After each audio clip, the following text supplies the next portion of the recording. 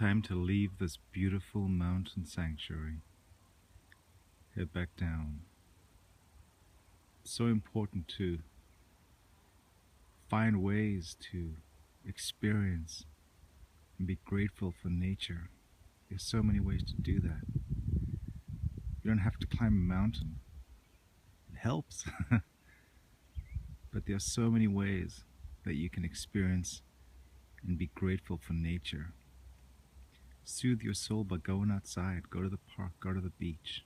Just find some greenery, find some trees. Look at the sky. Be quiet. Watch a bird. We have been gifted such beauty and splendor. Every day, this is true abundance. Thank you to Mother.